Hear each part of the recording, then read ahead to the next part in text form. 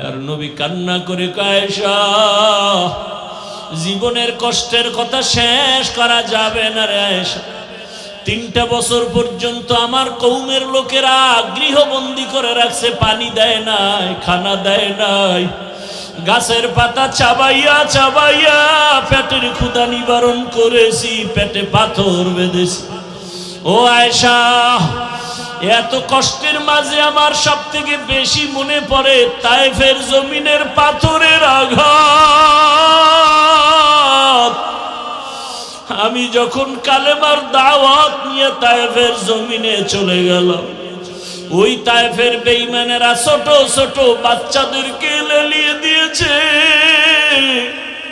ওই তায়েফের ছোট ছোট বাচ্চাগুলো পাথর হাতের মধ্যে নিয়ে আমার শরীরে বসা পড়ে না, বাসি পড়ে না রে আয়েশা। ওই তায়েফের ময়দানের ছোট ছোট বাচ্চাগুলো এত জোরে জোরে পাথর মেরেছে, মনে হয় যেন পাথরের আঘাতে বৃষ্টির মতো আমার শরীর থেকে রক্ত পড়িয়া জুতা মোবারক আটকায় গেছে। আমার ওই কাফেরদের বাচ্চাদের পাথরের আঘাত আমার শরীর থেকে রক্ত পড়িয়া জুতা আটকায় গেছে, আমি সহ্য করতে পারি নাই। আসমান থেকে আমার আল্লাহ জিবরাইলের পাঠায় কয়, যাও যাও,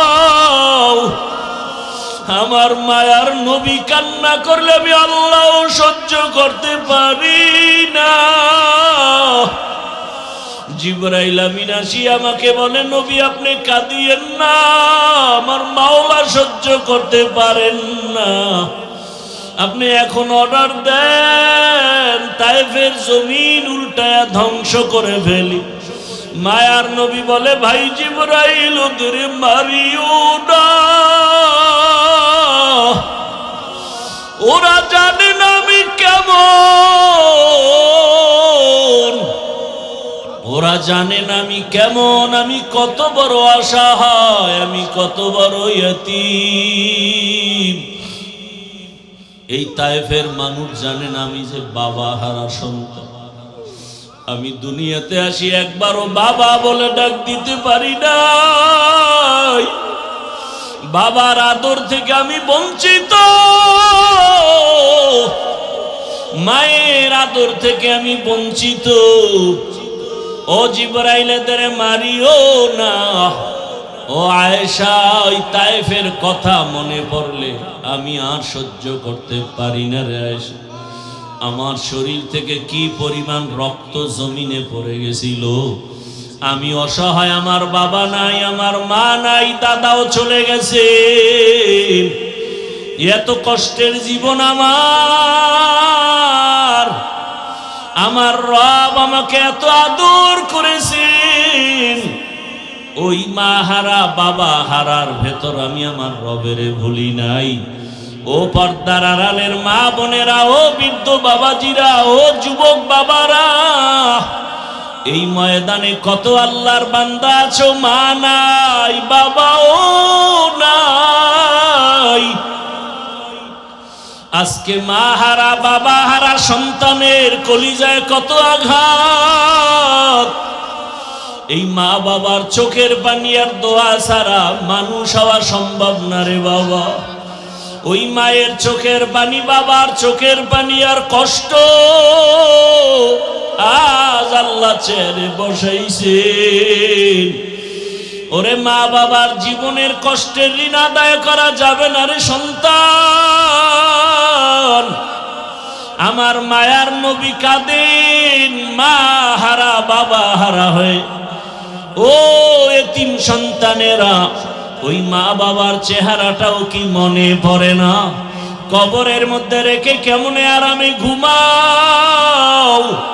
তোমার আমার মা জীবনে কত কষ্ট করেছে, একটু চোখ বন্ধ করে খেয়াল করো বাবারা।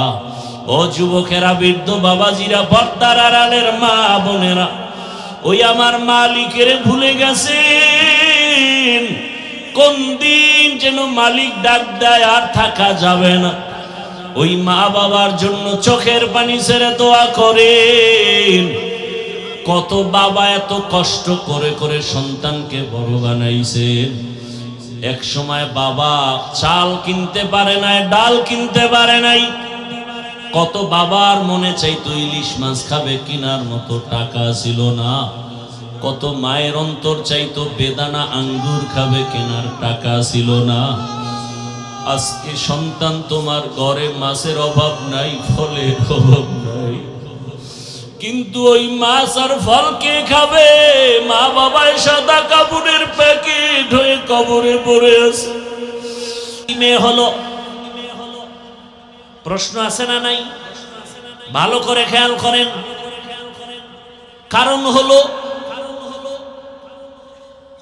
সব নবীদের সীমানা জমিনের মাঝে, আর আমার নবীর নবুয়তের সীমানা শুধু জমিন না, আরশে আজিম পর্যন্ত।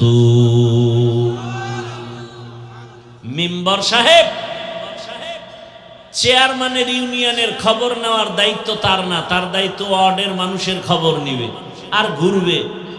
চেয়ারম্যান সাহেব ইউনিয়নে ঘুরবেন আর খবর নিবেন, এমপির আসনে যাবেন না। এমপি সাহেব তারা আসনের মানুষের খোঁজ খবর নিবেন, সরকারের ভূমিকা নিবেন না। কথা ঠিক না? মূসা নবীর যতটুকু সীমানা, অতটুকুর জন্যই তিনি খোঁজ খবর নিবেন তার নবুয়তের সীমানা।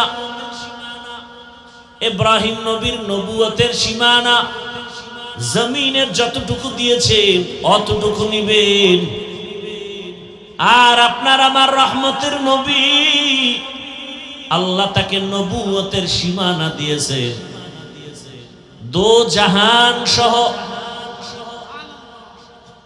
রহমতের নবীর নবুয়তের সীমানা শুধু জমিনে না, কারণ আমার নবী শুধু জমিনের নবী না, কুল মাখলুকতের নবী। তাহলে জমিন দেখানো হয়ে গেছে, নবীর যে নবুয়তের সীমানা আর উপরে আছে এটা দেখাতে হবে না। এজন্য আল্লাহ তাকে উপরে নিছেন, ইনভাইট করেছেন, দাওয়াত দিয়েছেন। নাম্বার 2, সব নবীদের মেরাজ হলো ইমতিহান, আর আপনার আমার রহমতের নবীর মেরাজ হলো ইনআম। সব নবীদের মেরাজ হলো পরীক্ষা, আর আপনার আমার রহমতের নবীর মেরাজ হলো একমাত্র পুরস্কার। সব নবীর মেরাজ পরীক্ষা, আমার রসুলের মেরাজ পুরস্কার। পরীক্ষা ছাড়া পুরস্কার পায়নি। কথা বলেন না কেন? নবীরে যদি পুরস্কার দিতে আরশে আজিমে নেয় তো পরীক্ষা হইল কই? সব নবীর পরীক্ষা। মেরাজ মানে পরীক্ষা, এবং মেরাজের স্থান আদম আলাইহিস সালামের মেরাজ আরাফাতের ময়দানে, মূসা নবীর মেরাজ তুর পাহাড়ের চূড়ায়, ইব্রাহিম তার মেরাজ হলো আগুনের ভেতরে। আরে মেরাজ মানে উপরে উঠা। মেরাজ মানে কি? খেয়াল করেন, খেয়াল করেন। বয়ান ইচ্ছা করে করা যায় না, চুম্বুকে চুম্বুক টানলে না কাজ হয়। কথা ঠিক না? আল্লাহ কথা বের করে দেন, মুখস্থ করে বলা যায় না। আপনাদের দিলের আকর্ষণ, মোহাব্বত কথা বের করবে। এলেমের মাস্তানি চলে না তো এ জায়গায়। বহু আলেম মাইকের সামনে বসলে কথা বলা যায় না, পারে না। বড় আলেম, আল্লাহ যাকে পছন্দ করেন আল্লাহ তাকে দিয়ে সে কাজ নিবেন। সে মাইকের সামনে কথা না বললে কি হবে? গোটা দুনিয়াতে বক্তা তৈরি করার ফ্যাক্টরিতে তারা বসে আছেন। আমাদের এলেম শিখাইছেন না? এই যে আমার উস্তাদ বয়ান করলেন মাগরিবের এশার আগে, এজন্য খেয়াল করেন। অনেকের কাছে ভালো লাগে না, না হ্যাঁ, এই বয়ান এক জায়গায় করছিলাম, প্রায় 2.5 ঘন্টার বেশি। ভালো করে খেয়াল করেন, ইব্রাহিম নবীর মেরাজ আগুনের ভেতরে কেমনে হয়েছে? কাহিনীতে ঢুকলে আর সম্ভব? এ রাত শেষ হয়ে যাবে। আগুনের মধ্যে কেমনে মেরাজ হয়েছে? ও মেরাজ মানে কি? উপরে উঠা। এই উপরে উঠা একটা হলো জাহেরি আর একটা হলো বাতিনি। একটা কি আর একটা কি? বাতিনি। মেরাজের মূল থিম, মূল টার্গেট রবের সাথে তাআল্লুক আর মাআল্লা তৈরি করা। খুব খেয়াল করি ভাইরা আমার। আহা, বয়ান করতে দিতে হবে, নাইলে তো পারবো না আগাইতে। খেয়াল করেন, মেরাজ, উরুজ, ঊর্ধ্বে গমন, উপরের দিকে উঠা। মুফাসসিরিনে কেরাম লিখেছেন এই উপরে উঠা এটা দুই ভাবে। একটা হলো একজনের সিঁড়ি বেয়ে হেঁটে হেঁটে দোতলায় উঠছে, এটাও কি উপরে উঠা। আর এই উঠা হলো মর্যাদার লাইনে উপরে উঠা। মর্যাদার লাইনে উপরে উঠা। মর্যাদা দিবেন আমার আল্লাহ, এটা একটা উপরে উঠা মর্যাদার লাইনে, এটা জাহিরি আর একটা বাতিনি। রহমতের নবী আমার দোনো লাইনেই আগায়া যাইতেছেন। একটা উপরে উঠা মর্যাদা, বেয়াদবি ক্ষমা চাই, বুঝাবার জন্য বলছি।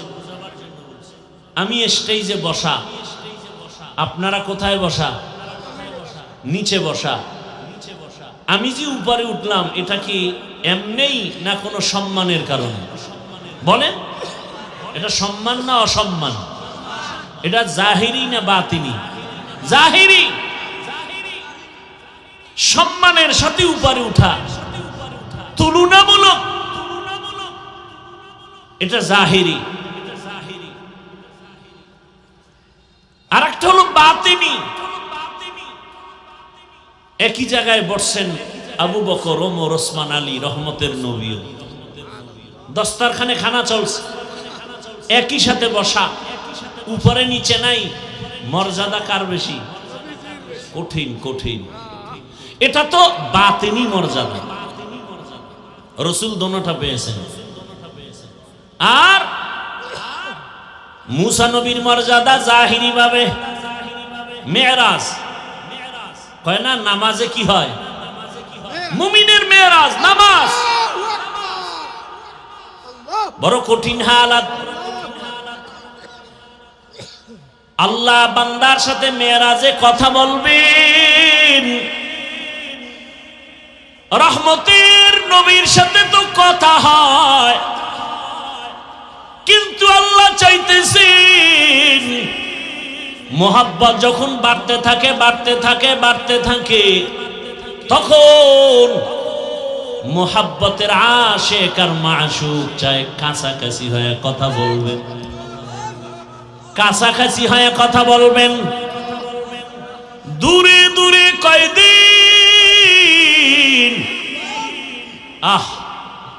মুসা নবী আল্লাহর বন্ধু, ঈসা নবী আল্লাহর বন্ধু, ইব্রাহিম আল্লাহর বন্ধু,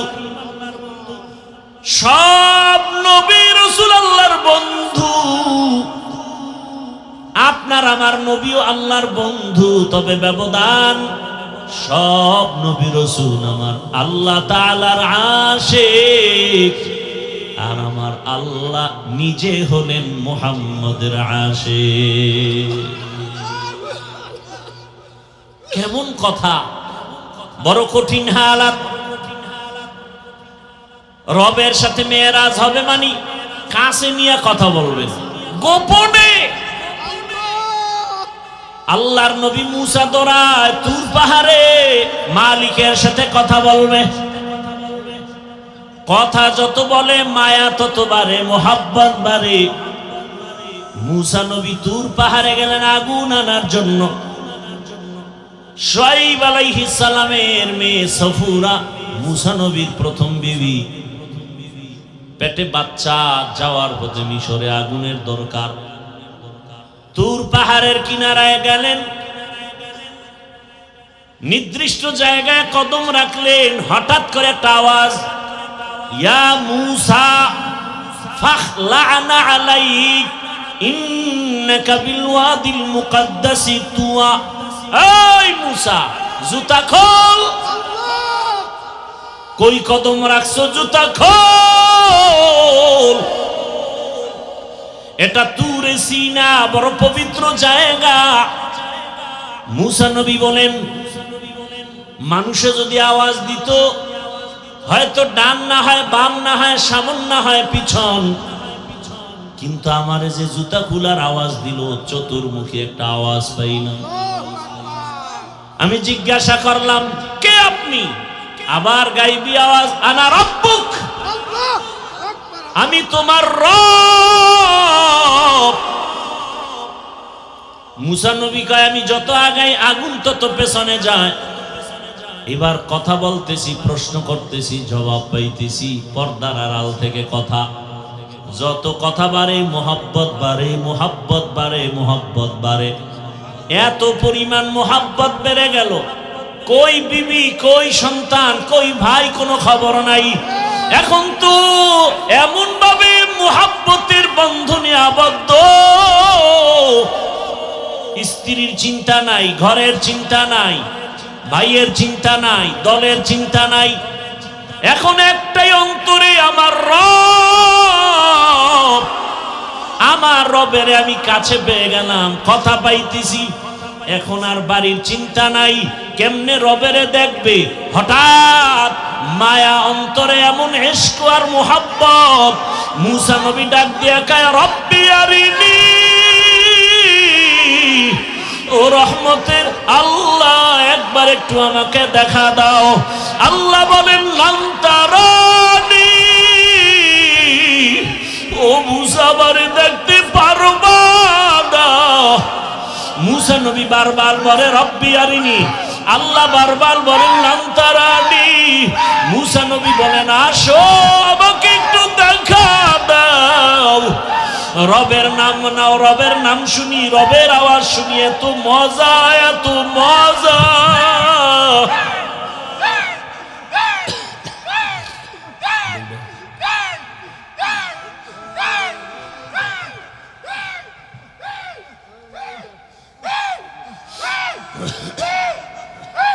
আরে এই দেশটা নুডা।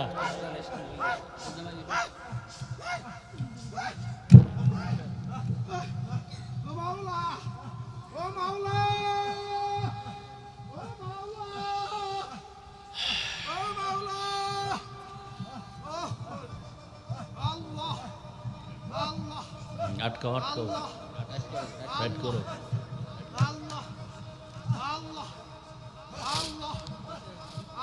ভাইরা আমার,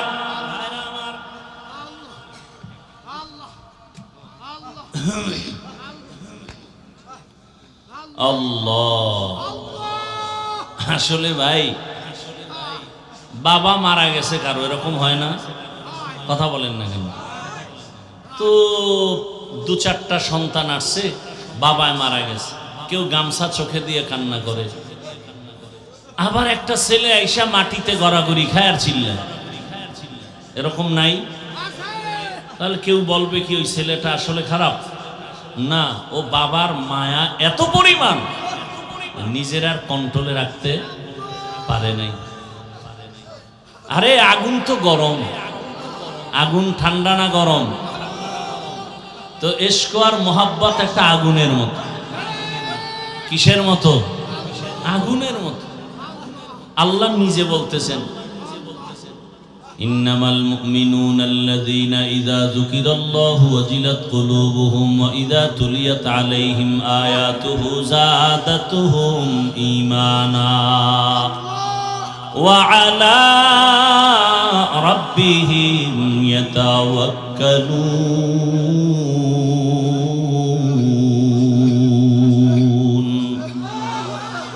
আল্লাহ বলেন, যারা খাঁটি ঈমানওয়ালা, এদের সামনে যখন আমার নাম বলা হবে, আল্লাহর নামের জিকির হবে, নাম উচ্চারণ হবে, তখন তাদের কলবে ঝালঝালা শুরু হয়ে যাবে, কলবের ভেতরে কম্পন। আর যখন কোরআনের তেলাওয়াত হবে তখন তাদের ঈমান এই পরিমাণ তাজা হয়ে যাবে। ঈমান যখন তাজা হয়ে যাবে, আরে একটা মানুষের চিন্তা চেতনা এমন, আমি প্রায় সময় বলি, শামসুল হক ফরিদপুরি রহমাতুল্লাহ আলাইহি বলেন, দুনিয়াতে যত মানুষ দেখো সব পাগল। কেউ টাকার পাগল, কেউ ক্ষমতার পাগল, কেউ নারীর পাগল, কেউ বাড়ির পাগল, কেউ সৌন্দর্যের পাগল। আর এ দুনিয়াতে একদল মানুষ, এরা টাকার পাগল না, গাড়ির পাগল না, বাড়ির পাগল না, সৌন্দর্যের পাগল না। এই মানুষগুলো একমাত্র আমার মাওলার পাগল। যে টাকার পাগল সে 24টা ঘন্টাই ফিকির করে টাকা, টাকা, ডানে বামে সামনে পেছনে টাকা। যে গাড়ির পাগল সে সব সময় ফিকির গাড়ি আর গাড়ি। যে বাড়ির পাগল সে 24টা ঘন্টায় ফিকির আর জিকির, বাড়ি বাড়ি বাড়ি। আর যেই বান্দার অন্তরে আমার মালিকের আগুন, ওই বান্দা বাড়ি চায় না, গাড়ি চায় না, ওই বান্দার অন্তরে সবসময় আগুন জ্বলে। আমার মালিক, আমার মালিকের তো এখনো চিনতে পারি নাই। আজ আমি কথা বলি, কত সুন্দর কণ্ঠের আওয়াজ। এই সুন্দর কণ্ঠ কে দিলেন? তাকে তো একবারও চিনলাম না। আমারে বাড়ির মালিক, গাড়ির মালিক, সন্তানের মালিক কে বানাইছেন? বাড়ি চিনলাম, গাড়ি চিনলাম, সন্তান চিনলাম, সব চিনলাম, কিন্তু গাড়ি যে আমাকে মালিক বানাইলেন তারে তো এখনো চিনলাম না। আল্লাহ তাআলা মুহাব্বত, বান্দাকেই তো আল্লাহ মুহাব্বতের দরজা খুলে ডাকেন। ইব্রাহিম নবীর মেরাজ দিলেন আগুনের মধ্যে নিয়া। আগুন জ্বলতেছে কিন্তু ইব্রাহিম জ্বলে না, কারণ আমার মালিকের কুদরতের নজর পড়ে গেছে। ইউনুস আলাইহিস সালামের সাথে মেরাজ হয় মাছের পেটের মধ্যে নিয়া।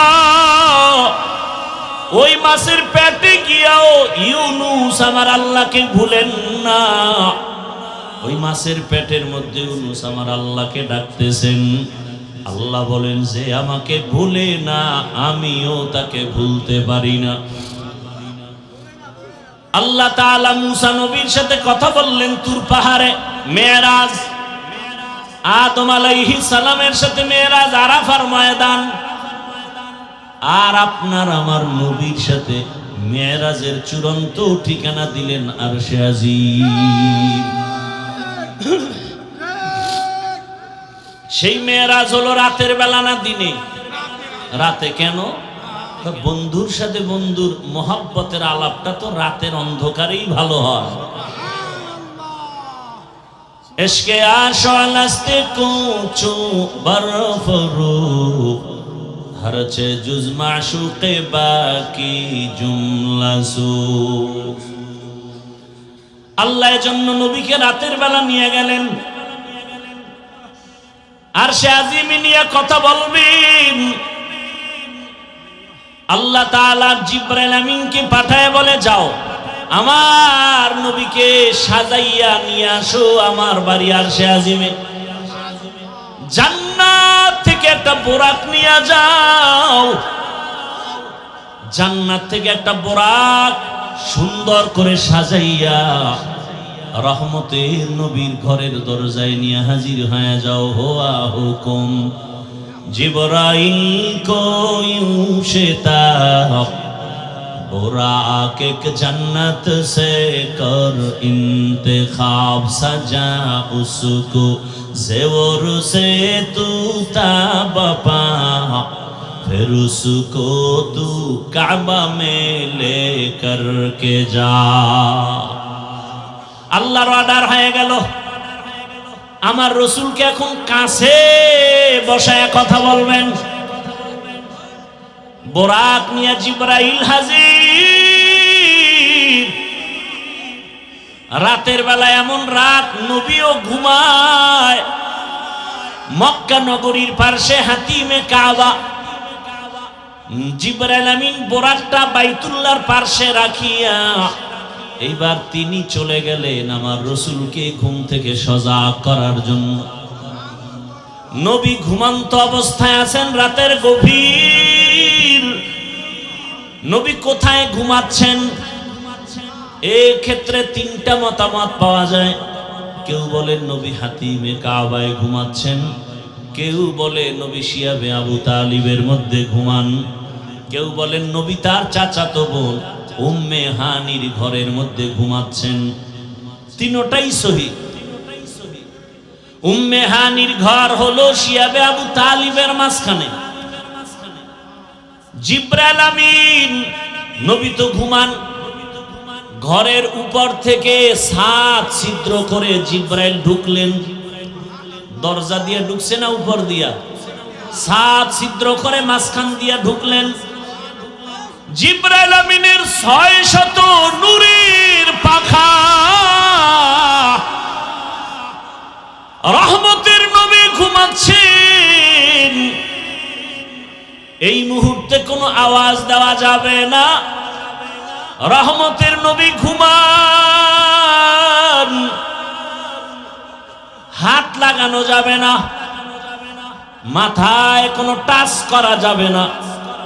জিবরাইল 600 নূরের পাখা এক পাশে রেখে রহমতের নবীর কদম মোবারকের তলায় গিয়ে একটু পাখা লাগায় দিলেন। কেউ বলেন জিব্বা লাগাইছেন। রহমতের নবী সজাগ হয়ে গেলেন, তাকায় দেখে জিবরাইল আমিন সামনে বসা। নবী জিজ্ঞাসা করলেন, ভাই জিবরাইল, এই রাত্রে কেন? আবার তাকায় দেখে উপর থেকে আলো দেখা যায়, ছিদ্র, দরজা আটকানো। বলে আপনি কি দরজা দিয়ে ঢুকেন না? কয় না। কোথার থেকে? বলে 7 ছিদ্র করে আসছে। উল্টা পথে কেন? আজকে সব ব্যবহার উল্টাই হবে, সব উল্টা হবে। আপনার জন্য এক মহা সুসংবাদ নিয়ে আসছি। আমার আল্লাহ আপনাকে দাওয়াত দিয়েছেন, এখনই রেডি হবে, আল্লাহর বাড়িতে যেতে হবে। কেমন মজা! এগুলো বুঝবে কে? বুঝবে কে? তেরা আয়না আলমে রঙ্গ বু হে, তেরা আয়না আলমে রঙ্গ বু হে, जिधर दिखता हो उधर तू ही तू है। আরে আল্লাহর মোহাব্বতের বান্দারা, সর্বাবস্থা আমার মালিকের পাওয়ার জন্য পাগল পারা হয়ে থাকে। অন্তরের মধ্যে একটা আগুন জ্বলতে থাকে। দুনিয়ায় সব পেলাম, কিন্তু আসল মালিকের যদি না পাই আমার কোনোটাই আর জীবনে সফল হবে না। জিবরাইল আমিন বলেন, নবী রেডি হন, চলতে হবে রবের দরবারে। বোরাক রেডি। নবীকে উঠাইয়া জিবরাইল আমিন চলে গেলেন হাতিমে কাবা।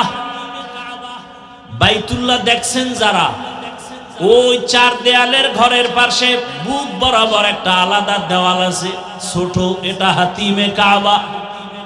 পুরাটাই ছিল বাইতুল্লাহর ঘর, পুরাটাই। কিন্তু রসুলের যখন 30 বছর বয়স, ওই বাইতুল্লাহটা ভেঙ্গে নতুন করে উঠাইতে গিয়া টাকা ছিল না। হালাল ভাবে টাকা সবাই ভাগ ভাগ করে দিয়া দেখে পুরাটা উঠানো যায় না, ওটা বাদ দিয়ে এরপরে করছে। কিন্তু ওটাও কাবা, কাবার অংশ। বাইতুল্লাহর মধ্যে 2টা দরজা ছিল। কয়টা? এখন একটা আছে আর একটা নাই। ওই বরাবর ওই পাশে আর একটা। রহমতের নবীকে হাতিমে কাবায় নিলেন। ওখানে নবী আরেকটু শুয়ে পড়লেন, আবার উঠাইয়া রহমতের নবীকে ঝমঝম কূপের কিনারায় নিয়েছেন। নবীকে চিৎভাবে শোয়াইলেন। নবীজির সিনা মুবারকটা ছিদ্র করে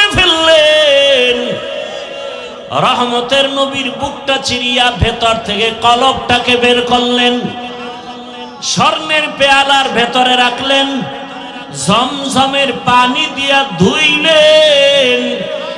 নবী বলেন আমি তাকায় তাকায় দেখতেছি, ওখানে জিবরাইল দাঁড়ানো, ওখানে মিকাইল দাঁড়ানো, আমার ডানে 70,000 রহমতের ফেরেশতা দাঁড়ানো, আমার বামে 70,000 রহমতের ফেরেশতা দাঁড়ানো, সামনে রহমতের 70,000 ফেরেশতা দাঁড়ানো, পেছনে 70,000 রহমতের ফেরেশতা দাঁড়ানো।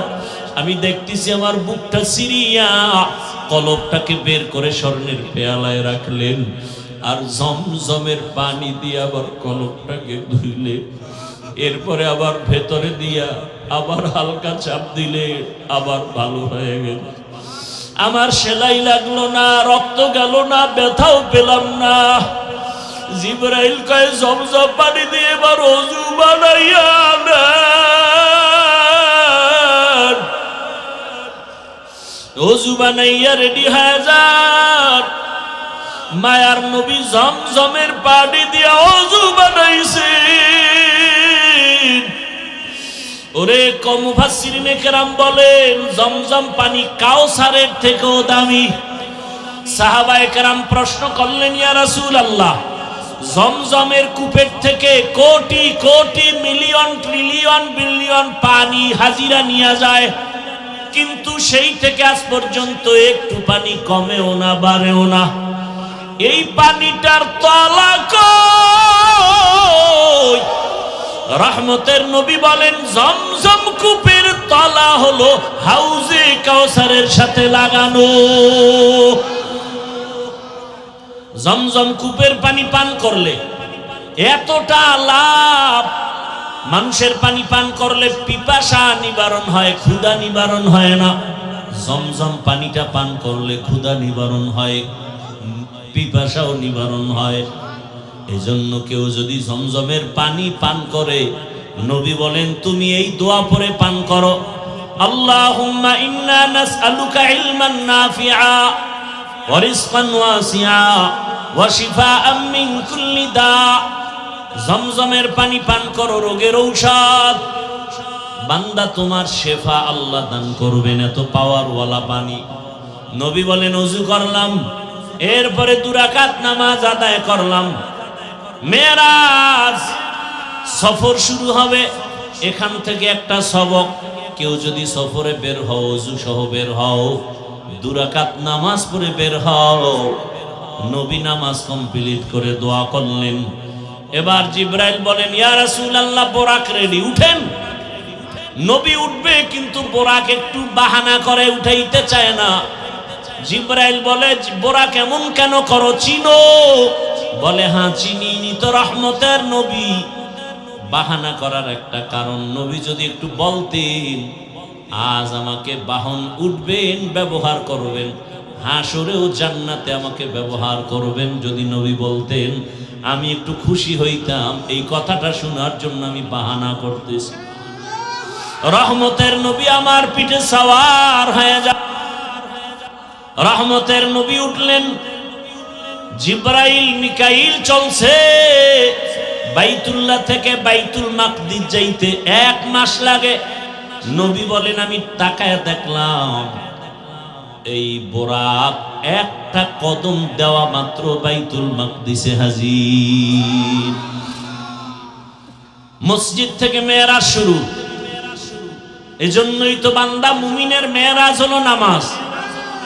মসজিদে গিয়া নামাজে দাঁড়াও, ওখানে ঢুকার সময় ইতিকাফের নিয়তে ঢুকো। দুনিয়াবি কালেকশন সব বন্ধ, এখন রবের সাথে সম্পর্ক, রবের দরবারে হাজির হয়ে গেছো। এজন্যই তো নামাজের মধ্যে কোনো সালাম চলে না, কথা চলে না। কেন? তখন একমাত্র কথা চলে আমার রবের সাথে। নামাজের ভেতরে রবের সাথে কথা চলবে। দুনিয়ার কানেকশন বন্ধ, ব্যবসা বন্ধ, চাকরি বন্ধ, কথা বন্ধ। কেউ সালাম দেওয়া জায়েজ নাই, দিলেও নিতে পারবে না। রহমতের নবী বলেন বের হয়ে গেলাম, মাঝখানে আরো জায়গায় জায়গায় দাঁড়াইলাম। প্রথম স্টেশন মদিনাতুল মুনাওয়ারায় নামলাম, 2 রাকাত নামাজ পড়লাম। এরপরে আবার যাইতেছি, মুসা নবীর এলাকা তুর পাহাড় দেখলাম, মুসা নবীর কবরটাও আল্লাহ দেখাইছে। আমি মুসা নবীর কবরের দিকে তাকায় দেখি মুসা নবী কবরে নামাজ আদায় করতেছি। আল্লাহ রসুল বলছেন সব নবীরা কবরে জিন্দা। আল আম্বিয়া ওয়াহিয়াউন ফি কুবুরিহিম ইউসাল্লুন, সমস্ত নবী রসুল কবরে জিন্দা। আল্লাহ কোরআনে বলেন আমি এদেরকে খানা দেই, রিজিক দেই। এই হাদিসটা আওলাদে রসুল হুসাইন আহমদ মাদনী রসুলের রওজার পাশে ছাত্রদেরকে পড়াচ্ছেন।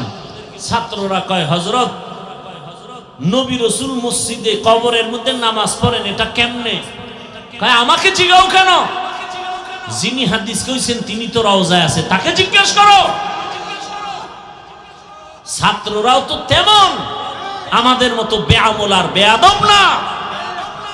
আওলাদে রসুলের সামনে ছাত্র কত দামি। সাথে সাথে ওরা মোরাকাবায় গেল। ছাত্ররা মোরাকাবায় দেখতেছেন রহমতের নবী সিজদায় পড়ে আছেন। ভাইরা আমার, বাইতুল মাকদিসে চলে গেলেন। রহমতের নবী জিবরাইল আমিন একটা খুঁটির সাথে বোরাকটাকে বাঁধলেন। ওখানে সব নবী রাসূল এসে হাজির হয়ে গেলেন। জিবরাইল আমিন আযান দিলেন। এরপরে ইকামত, ইমামতি কে করবে? রহমতের নবীকে আল্লাহ পাক সামনে যাওয়ার হুকুম দিয়ে দিলেন। নবী ইমাম হয়ে গেলেন। প্রত্যেকটা পয়েন্টে অনেক কথা বলার সময় নাই। ওখান থেকে আল্লাহ পাক নবীকে আরশে আজিমের দিকে রওনা করায় দিবেন। বোরাক রেডি। নবী বসলেন, জিবরাইল আমিন বসলেন। এক টানে 500 বছরের পথ চলে গেল চোখের পলকে প্রথম আসমানে। প্রথম আসমানে গিয়া দেখে, নবী বলেন আমি দেখি 2টা দরজা, জমরা দিয়া কুত পাথরের দরজা। দোনো দরজার বাহির সাইডে 2টা তালা লাগানো, নূরের তৈরি তালা। জিবরাইল বলে এই দারোয়ান, গেট খোলো। ভেতর থেকে আওয়াজ আসতেছে, মান আনতা, কে আপনি? বলে আনা জিবরাইল, আমি জিবরাইল। আমাম মাআক, আপনার সাথে কে? বলে হুয়া মুহাম্মদ সাল্লাল্লাহু আলাইহি ওয়াসাল্লাম। দরজা খোলো। বলে কেন? কয় ভেতরে যাব। দারোয়ান কয় অনুমতি নিয়ে আসা হয়েছে নি? জিবরাইল বলে হ্যাঁ। দারোয়ান বলে চাবি তো আমার হাতে নাই, চাবি তো রহমতের রসুলের হাতে, চাবি তো ইসমে আজম, বিসমিল্লাহ বলবে তো তালা খুলে যাবে। নবী বললেন আমি বিসমিল্লাহ বলা মাত্র দোনোটা নূরের তালা খুলে গেল। ভেতরে ঢুকলাম। নবী বলেন প্রত্যেক আসমানে 2টা করে দরজা আছে। এক দরজা দিয়া বান্দার আমল আরশে আজিমে যায়, আর এক দরজা দিয়া আমার মাওলা বান্দার জন্য রিজিক পাঠায়। হ্যাঁ, আল্লাহ রিজিক পাঠায় এক দরজা দিয়া, আর এক দরজা দিয়া বান্দার আমল চলে যায়। নবীজি বলেন আমি ঢুকলাম, ঘুরে ঘুরে ঘুরে ঘুরে দেখলাম। এরপরে আবার উপরে গেলাম মহাশূন্য। এরপর দ্বিতীয় আসমান, সেখানেও 2 দরজা, নূরের তালা। এখানেও জিবরাইল অনুমতি চাইল। এভাবে করতে করতে সপ্তম আসমানে চলে গেলাম। সপ্তম আসমানে গিয়ে দেখি একটা নূরের ঘর, যাকে বলে বাইতুল মামুর। 70,000 রহমতের ফেরেশতারা তাওয়াফ করে। একবার যারা সুযোগ পাবে, কিয়ামতের আগে আর সুযোগ নাই। আমি ওখান থেকে আর উপরে গেলাম সিদরাতুল মুনতাহা। রাতের অল্প সময় একটা বড়ই গাছ, তেলের ড্রামের মতো এক একটা বড়ই, আর হাতির কানের মতো এক একটা পাতা কালকে লাল। নবী বলেন ওখান থেকে এবার জিবরাইল আলাদা, আল্লাহ আলাদা বোরাক পাঠাইছেন, আর আলাদা একটা বাহন পাঠাইলেন রফরফ নামের। ওখান থেকে আবার সফর শুরু। যাইতেছি যাইতেছি, কত পানি, কত আগুনের স্তর পারায়া যাইতে যাইতে যাইতে যাইতে অনেক উপরে যাইতেছি, অনেক। হঠাৎ পানির স্তর পারাইয়া অনেক উপরে গিয়া দেখি নূরের তৈরি আরশে আজিম।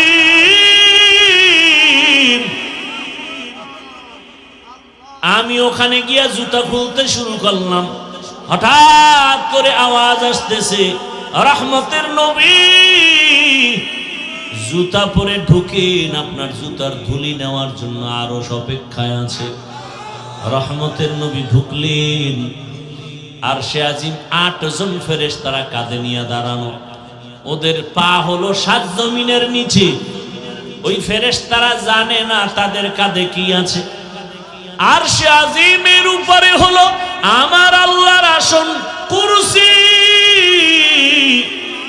ওয়াসিআ কুরসিয়ুহুস সামাওয়াতি ওয়াল আরদ। রহমতের নবী ঘুরে ঘুরে দেখতেছেন আল্লাহ পাকের আসন ওই কুদরতের কুরসির চতুর্দিকে 70,000 নূরের পর্দা লাগানো। আমার নবীকে ভেতরে নিয়ে আল্লাহ কথা বলার জন্য আহ্বান করলেন। রহমতের নবীকে পর্দা একটা একটা খুলেন আর ভেতরে নেন, নূরের পর্দা খুলেন আর ভেতরে যান। কাছাকাছি আল্লাহ পাক আমার রহমতের রাসূলকে নিয়া এরপরে কথা বলবেন। আল্লাহ তাআলা বলেন, নবী বলেন, আমাকে আল্লাহর পাশে নিয়া মুহাব্বতের আলোচনা শুরু করলেন। ফাআউহা ইলা আবদিহি মা আওহা। এই ফাজলামি করো কেন?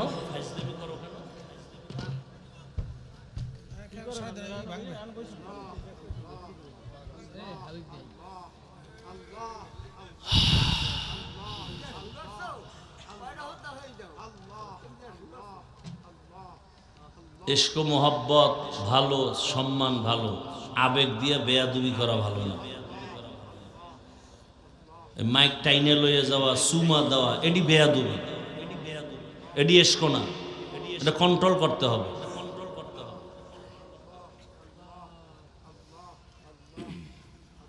আবেগে বেয়াদবি করা যাবে। আল্লাহ হেদায়েত দান করুন।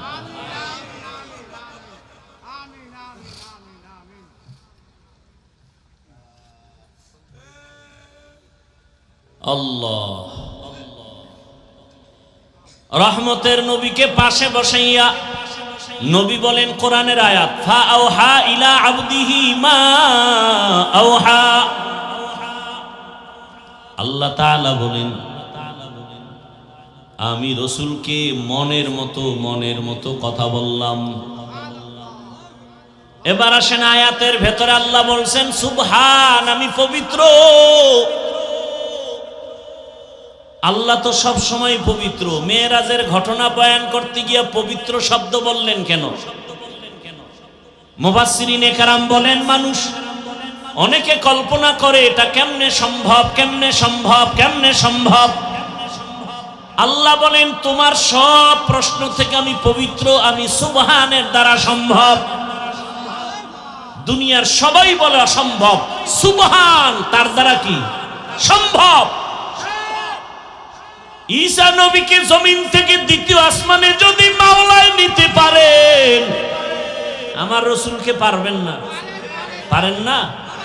মুসা নবীকে আমার আল্লাহ তুর পাহাড়ে নিয়ে কথা বলায় বেহুশ করাতে পারেন।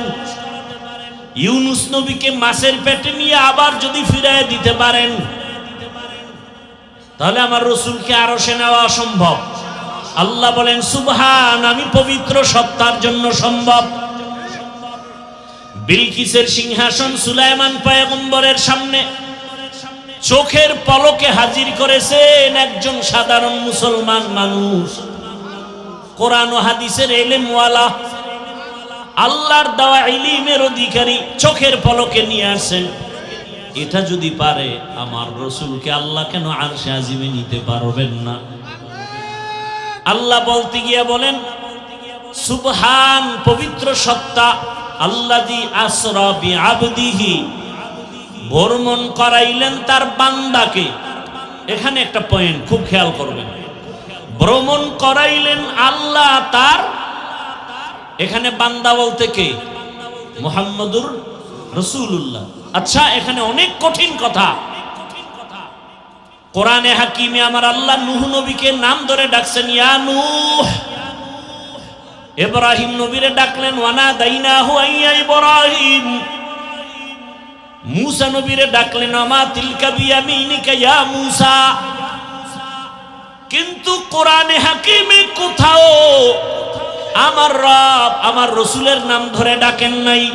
খুব খেয়াল করিয়েন, আল্লাহ পাক আমার নবীকে যত জায়গায় ডাকছেন সম্মান সূচক শব্দ দিয়ে ডাকছেন, ইয়া আইয়ুহাল মুজাম্মিল কুমিল লাইলা ইল্লা কলিলা, ইয়া আইয়ুহাল মুদ্দাসসির কুম ফাআনজির ওয়া রাব্বাকা ফাকাব্বির ওয়া সিয়াবাকা ফাতাহহির।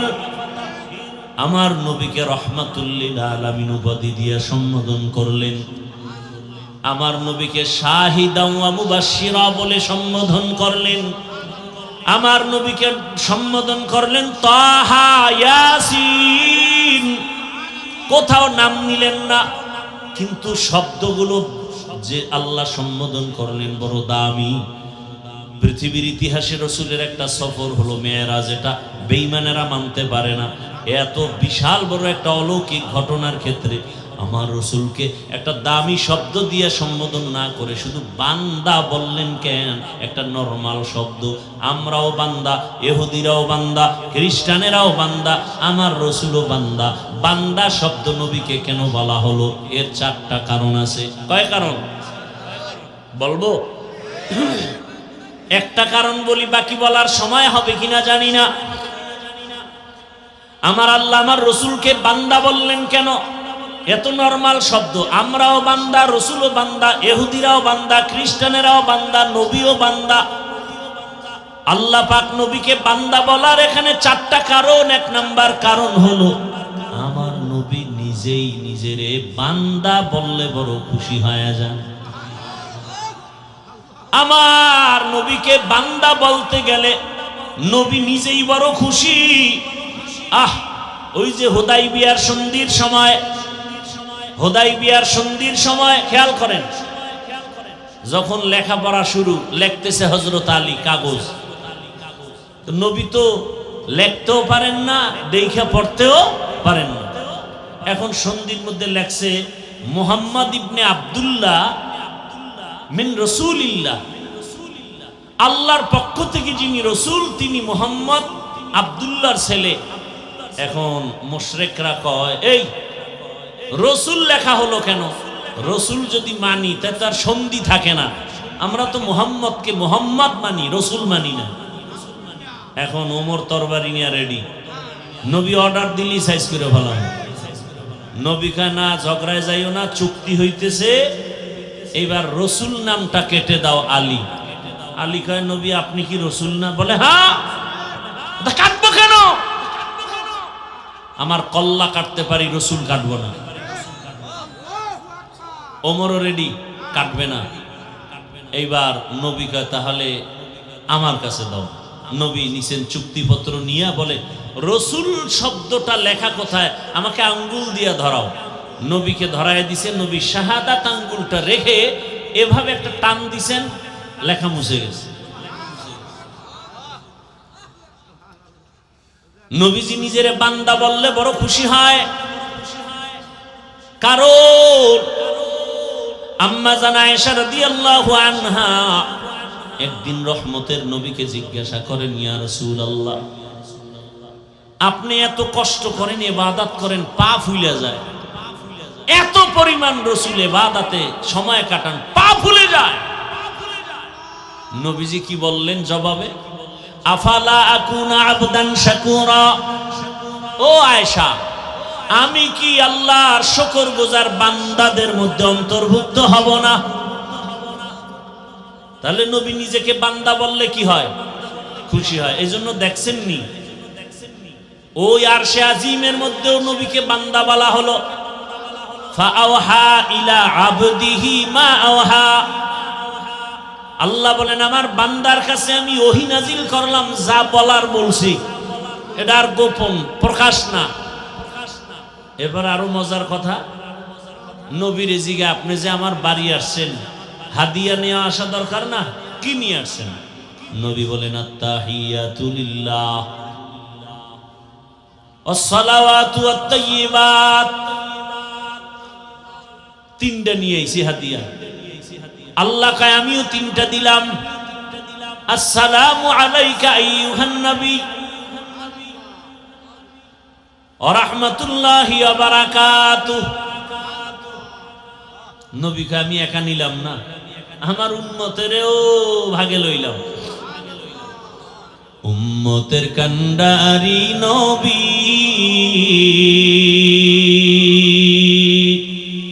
কাঁদছেন উম্মতের লাগি,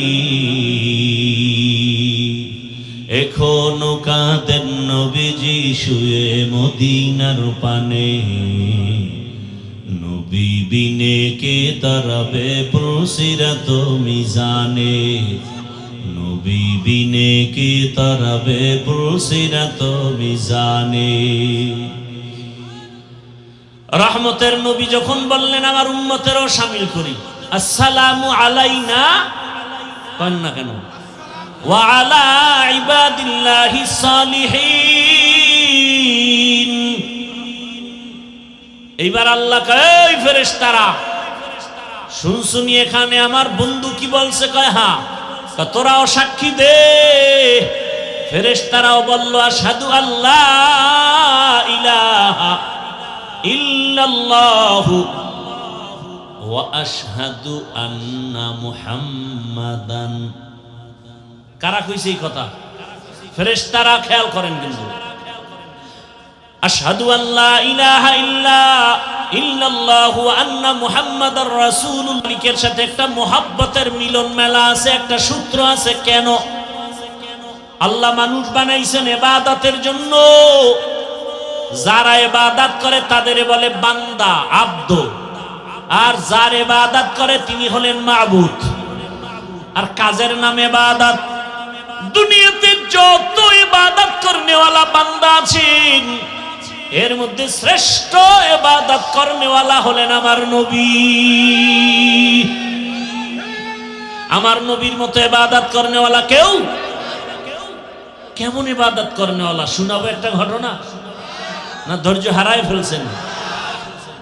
ও পর্দার আড়ালের আম্মা জানেরা, বোনেরা, একটু ভালো করে শুনেন। রহমতের নবী কত মায়ার নবী। আম্মা জান আয়েশা রাদিয়াল্লাহু আনহা নবীর ঘরে, নবী একদিন এশার নামাজ পড়ে ঘরে ঢুকলেন। আম্মা জান আয়েশা রাদিয়াল্লাহু আনহা বলেন, দুনিয়ার সব মানুষের একটা সূর্য সকালবেলা পূর্বাকাশে উদিত হয়, আর আমি আয়েশার একটা স্পেশাল সূর্য আছে, এশার নামাজের পরে আমার হুজরায় উদিত হয়। আমার মায়ার নবী। আম্মা জান আয়েশা বলেন, আমি একদিন চিকন একটা সুই নিয়ে সেলাইয়ের কাজ করতেছি, হঠাৎ সুইটা পড়ে গেল। আগুন নাই, বাতি নিভে গেছে, তেল নাই। আমি সুইটা পাই না, অপেক্ষা করতেছি অন্ধকারে। হঠাৎ আমার সূর্য ঘরের মধ্যে চলে আসছে। রহমতের নবী ঘরে আসা মাত্র আমার ঘরটা আলোকিত হয়ে গেছে। আমি সুইটা দেখি খুঁটির গোড়ায় পড়ে আছি। মায়ার নবী ঘরে আইসাই বলে, ও হুমায়রা। নাম কি? আয়েশা। নাম কি? নবী মাজা কইরা মায়া কইরা ডাকছেন কি? হুমায়রা। কারণ আম্মা জান আয়েশা রাসূলের সাথে বিবাহ হয়েছে 6 বছর বয়সে। আর আম্মা জানের 9 বছর যখন বয়স রাসূলের ঘরে আসছেন। 18 বছর যখন বয়স তখন নবী চলে গেছেন। হিসাবটা বুঝে থাকলে বলেন, 6 বছরে বিবাহ হলো, 9 বছরে আম্মা জান নবীর ঘরে গেলেন। আর 18 বছর বয়সে রাসূল দুনিয়া থেকে চলে গেলেন। আম্মা জান রাসূলের ঘরে সংসার করলেন কতদিন? কয় বছর? আম্মা জান আয়েশা মাত্র 18 বছরের নারী, নবীর সোহবত পেলেন মাত্র 9 বছর। আম্মা জান বলেন, আমি এই 9 বছরে রাসূল থেকে কি পাইছি শুনো। ও পর্দার আড়ালের আম্মা জান আয়েশা রাদিয়াল্লাহু আনহা বলেন, আমি 9 বছর রাসূলের ঘরে থেকে আমি 2000-এর উপরে হাদিসের হাফেজা হয়ে গেছি। কোরআনের ভেতরে বড় তাফসীর করেনওয়ালা আম্মা জান আয়েশা। আম্মা জান বর্ণনা করেন আর বলেন, নবী আয়েশা ঘরে ডাক দিয়া বলেন, ও হুমায়রা, আমি তো খুশি। নবী মুস্কি হাইসা কয়, আজকের রাতের জন্য আমাকে একটু ছুটি দিবেন।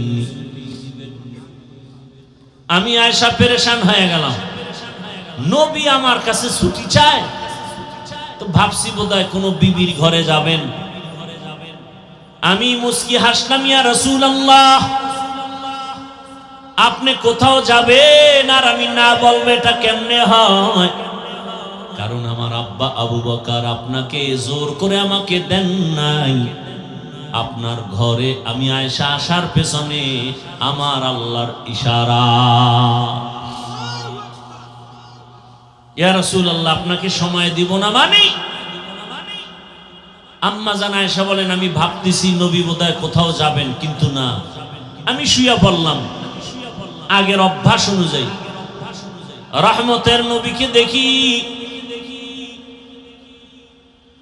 চুপচাপ, কোথাও যান না। কি যেন ভাবতেছেন একা একা। আমি শুয়া ঘুমানের বাহানায় চুপ করে আছি, দেখি মায়ার নবী কি করেন। আম্মা জান আয়েশা বলেন, আমি দেখি রহমতের নবী মালিকের মোহাব্বতের নামাজে দাঁড়ায় গেলেন। মায়ার নবী নামাজে দাঁড়ায় গেলেন, নামাজ শুরু করে সূরা ফাতিহা পড়তেছেন। আমি আয়েশা রাসূলের আওয়াজগুলো কানে শুনতেছি। রহমতের নবীর তেলাওয়াতে এত মজা, আমার ঘুম ভেঙ্গে আমি তাকায় আছি, রহমতের নবী তেলাওয়াত করে নামাজে। কিন্তু আমি আবার ভয় পেয়ে গেলাম। আমি জীবনে যতবার দেখছি রাসূল নামাজ আদায় করে, কিন্তু আজকে দেখি ভিন্ন। রহমতের নবী নামাজে অঝোর ধারায় কান্না করতেছেন, কান্না কান্না, দাড়ি ভিজে ভিজে চোখের পানি পড়ে। নবী তেলাওয়াত করে আর কাঁদেন। কোরআনে হাকিমের বড় সূরা সূরা বাকারা তেলাওয়াত শুরু করলেন। মনে করলাম অর্ধেক গিয়ে রুকুতে যাবেন, কিন্তু দেখি না, নবী কাঁদেন আর তেলাওয়াত করেন। করতে করতে পুরা সূরা বাকারা, এত বিশাল সূরাটা শেষ করে ফেললেন। ভাবলাম এবার নবী রুকুতে যাবেন, দেখি না, পরের সূরাটাও শুরু করলেন। নবী তেলাওয়াত করতেছেন আর কান্না করতেছেন। এর পরের সূরাটাও তেলাওয়াত করলেন। অঝোর ধারায় রাসূলের কান্না। আমি আয়েশা ভয় পেয়ে গেলাম, মনে হয় রহমতের নবী জীবনের শেষ নামাজ বুঝি আদায় করতেছে। এত কান্না। রহমতের নবী মাত্র প্রথম রাকাতে এতগুলো সূরা পড়িয়া দীর্ঘ সময়, রাত অনেক পার হয়ে গেল, নবী সবে মাত্র রুকুর মধ্যে গেলেন। ভাবলাম নবী রুকু তাড়াতাড়ি করবেন। নবীকে জীবনে আমি এত দেরি করতে দেখি না, এত দেরিতে রুকুতে গেলেন আর দেরি করলেন। ভাবলাম মনে হয় নবী উঠবেন না। অনেক সময় পার হয়ে গেল, কান্না তো বন্ধ নাই।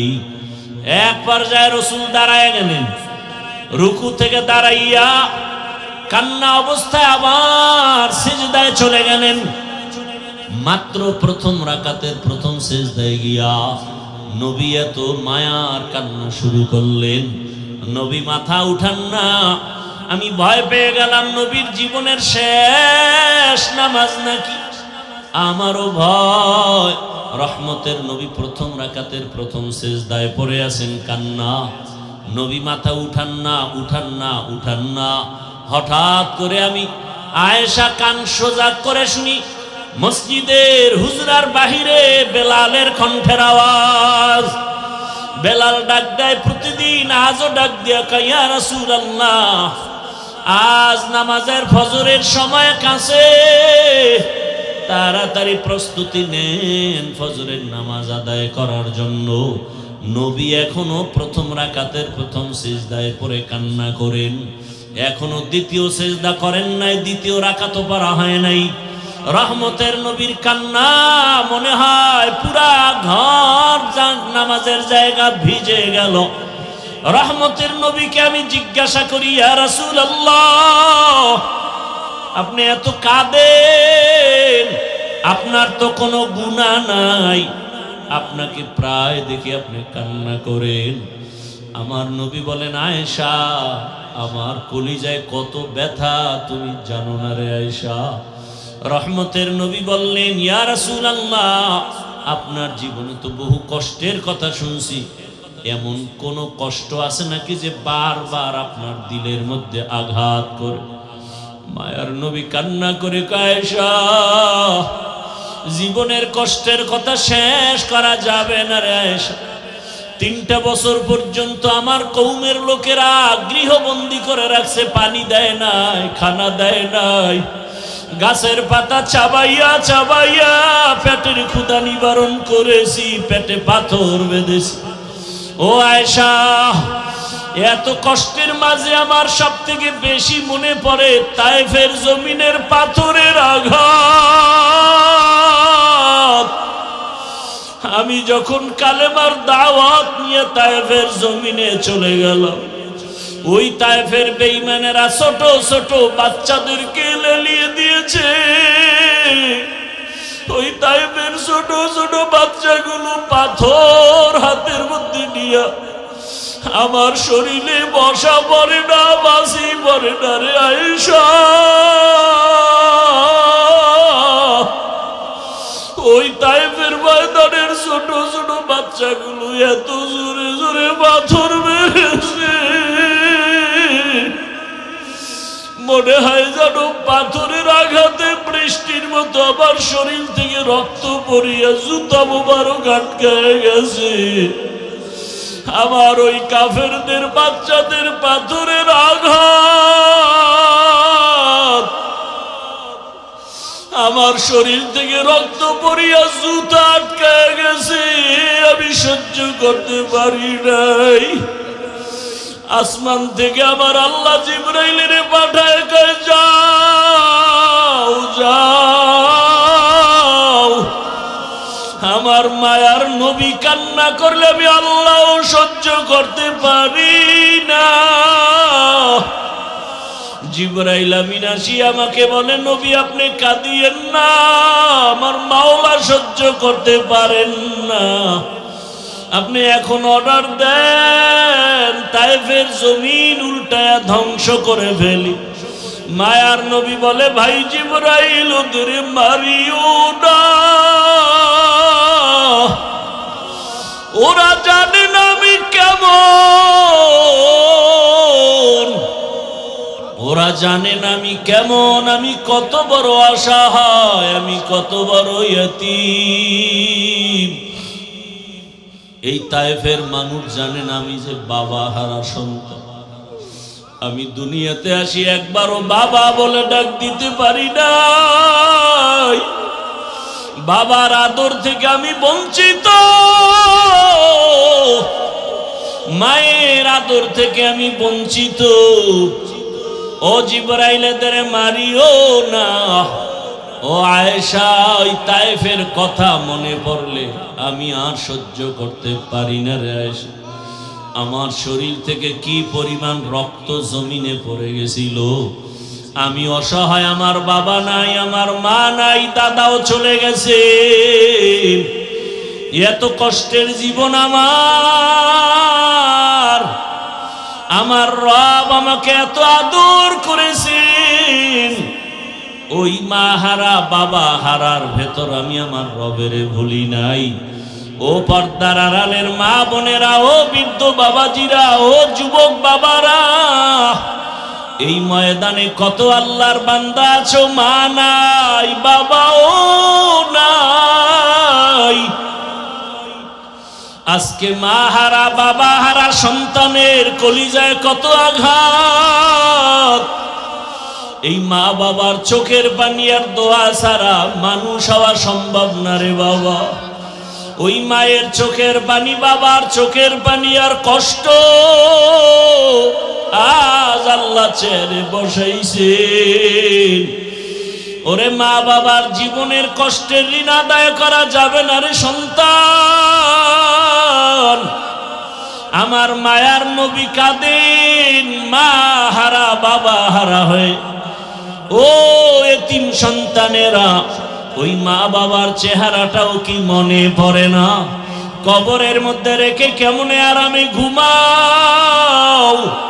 তোমার আমার মা জীবনে কত কষ্ট করেছে, একটু চোখ বন্ধ করে খেয়াল করো বাবারা। ও যুবকেরা, বৃদ্ধ বাবাজিরা, পর্দার আড়ালের মা বোনেরা, ওই আমার মালিকের ভুলে গেছেন। কোন দিন যেন মালিক ডাক দেয় আর থাকা যাবে না।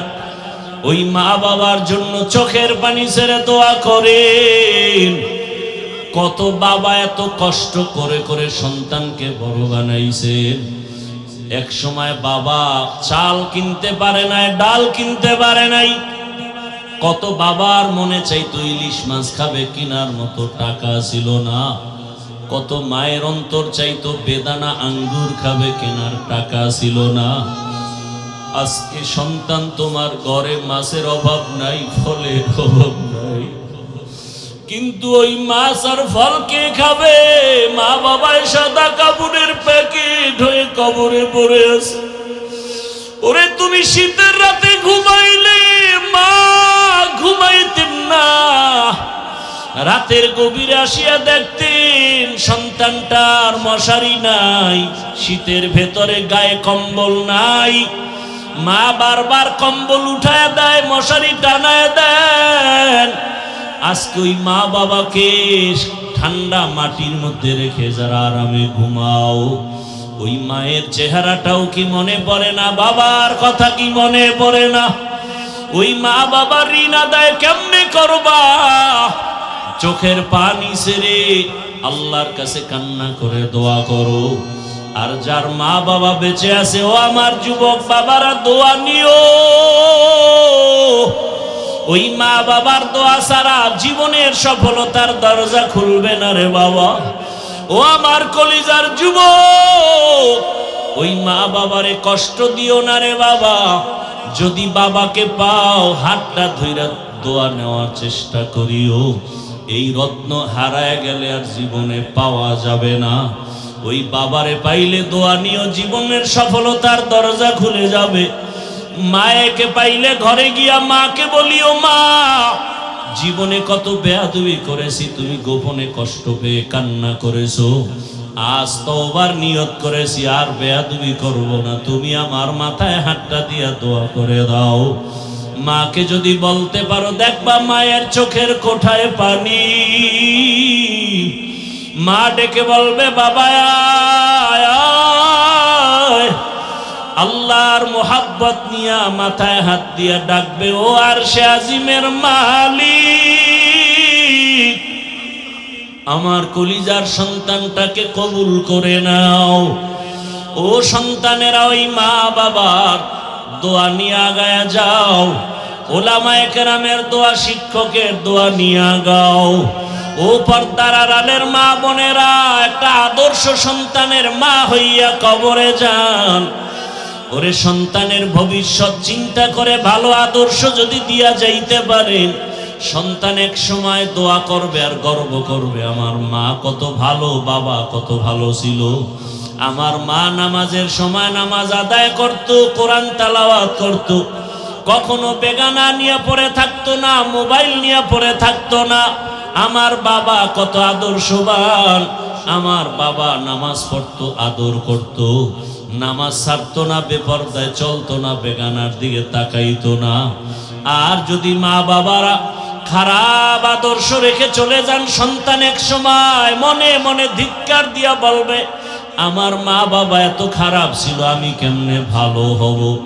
আমার মা বাবা দুজন তর্ক বিতর্ক ঝগড়ায় লিপ্ত থাকতো, নামাজ নাই, রোজা নাই, তেলাওয়াত নাই, সারাটা দিন মোবাইলে গুনাহ দেখতো, বেগানার পেছনে দৌড়াতো। তেলাওয়াতের খবর নাই, আমাদেরকেও ভালো লাইনে চালায় নাই, হারামের উপার্জনের পেছনে চলে যাইতো। ধিক্কার জানাবে রে মা বাবা, এখনো সময় আছে, তওবা করেন। আল্লাহর কাছে মন খুলে দুফোঁটা চোখের পানি ছেড়ে বলেন, হে মালিক, জীবনে তো গুনাহ কম করি নাই, আজ থেকে গুনাহ করব না, নামাজ ছাড়বো না, বেপরদায় চলবো না। আর যুবকেরাও তওবা করো, আর কোনোদিন মা বাবার সাথে বেয়াদবি করবা না, নামাজ ছাড়বা না, দাড়ি কাটবা না, বেপরদায় চলবা না। মা বাবার দোয়া নিয়া, শিক্ষকের দোয়া নিয়া, উলামায়ে কেরামের দোয়া পরামর্শ নিয়া, রসুলের মোহাব্বত নিয়া, নবীজির আদর্শ মেনে চলবা। আল্লাহর কাছে যদি তওবার মতো তওবা করতে পারো, আমার আল্লাহ জীবনের গুনাহ মাফ করে দিবেন। ও আল্লাহ আমাদের মাফ করে দেন, তওবাওয়ালা জিন্দেগি দান করেন। গুনাহের কারণে দিলটা পাথর, চোখে পানিও নাই, কান্নাওয়ালা চক্ষু দান করেন। আল্লাহ আমাদের জীবনটাকে রসুলের আদর্শে গড়ার তৌফিক দান করেন, আমিন। আলহামদুলিল্লাহি রাব্বিল আলামিন, ওয়াসসালাতু ওয়াসসালামু আলা সাইয়্যিদিল আমবিয়া ওয়াল মুরসালিন ওয়া আলা আলিহি ওয়া আসহাবিহি আজমাইন। ইয়া আরহামার রাহিমিন, ইয়া আরহামার রাহিমিন, ইয়া আরহামার রাহিমিন। রব্বিরহামহুমা কামা রব্বায়ানি সগীরা। ও দয়ার মালিক, গুনাহের বোঝা নিয়ে আপনার দরওয়াজায় হাজির। আয় আল্লাহ, এই ময়দানে আমার মতো গুনাহগার কেউ নাই। আমার গুনার খবর কেউ জানে না, আপনি জানেন। গুনাহের কারণে আমার হাত না পাক, আমার চোখ না পাক, আমার জিহ্বা না পাক, আমার অন্তর না পাক। আয় আল্লাহ, তওবার নিয়তে আসছি, আর গুনাহ করব না রে মালিক, আর গুনাহ করব না, আর গুনাহ করব না। আয় আল্লাহ, গুনার কারণে দিলটা পাথর, চোখে পানি নাই, কান্নাওয়ালা চক্ষু দান করেন আল্লাহ। আয় আল্লাহ, গুনার কারণে আমাদেরকে ফিরাইয়া দিয়েন না, রাগ করিয়েন না। আয় আল্লাহ, আমরা তওবার নিয়ত করেছি, আর গুনাহ করব না রে আল্লাহ। এ জীবনে না করিলাম বান্দেগি, গুনাহ করে কাটাই না জিন্দেগি, গুনাহ করে কাটাই না জিন্দেগি। তওবা করে আবার তওবা ভাঙ্গিলাম, তওবা করে আবার তওবা ভাঙ্গিলাম। অবশেষে খাঁটি তওবা করিলাম, অবশেষে খাঁটি তওবা করিলাম। সকলেরই দরজা হইতে ফিরিয়া আপনার দরজায় রইলাম পড়িয়া। আপনি যদি মাফ না করেন বান্দারে, বলে না আপনার বান্দা যা যার দ্বারে গুনাহ করেছি আর তো গুনাহ করব না, গুনাহ করেছি আর তো গুনাহ করব না, দয়া করে মাফ করে দে রব্বানা, দয়া করে মাফ করে দে রব্বানা। আয় আল্লাহ, আমরা গুনার বোঝা নিয়ে আসছি, খালি ফিরাইয়া দিয়েন না রে আল্লাহ। জীবনের গুনাহ মাফ করে হেদায়েতের নূর সিনায় দান করেন আল্লাহ। আয় আল্লাহ, সারা দুনিয়াবাসীকে মাফ করে দেন, প্রবাসীদেরকে হেফাজত করেন, বাংলাদেশ ইসলামের জন্য কবুল করে নেন। আয় আল্লাহ, উলামা তোলামা উলামা মাশায়েখদের এখন এক বানায় দেন। আয় আল্লাহ, বাতিলের মোকাবেলায় বিজয় দান করেন, বাতিলের নেফাকি জাহির করে মুমিনের ঈমান আমল হেফাজতের ব্যবস্থা করে দেন। আয় আল্লাহ, বাতিলকে বাতিলের দ্বারা দমন করে দেন আল্লাহ, বাতিলকে বাতিলের দ্বারা দমন করে দেন আল্লাহ। আহলে হকের বিজয় দান করেন আল্লাহ। আপনি ছাড়া আমাদের কেউ নাই। আয় আল্লাহ, ঈমান আমলের শক্তি বাড়ায়া দেন, বাতিলের মোকাবেলায় বিজয় দান করেন আল্লাহ। মাদ্রাসা মসজিদ কবুল করে নেন, দান সদকা কবুল করে নেন, ব্যবসা চাকরি যারা করে হালাল ভাবে বরকত বাড়ায়া দেন, হারাম থেকে হেফাজত করেন, রিয়া হাসাদ কিবির দূর করে ইখলাস দান করেন, সুন্নাতওয়ালা জীবন দান করেন, নবীজির রওজা বাইতুল্লাহ জিয়ারতের জন্য তৌফিক দান করেন। আয় আল্লাহ, হায়াতে বরকত বাড়ায়া দেন। আয় আল্লাহ, আমাদের মা বাবা মুরব্বীরা যারা দুনিয়ায় না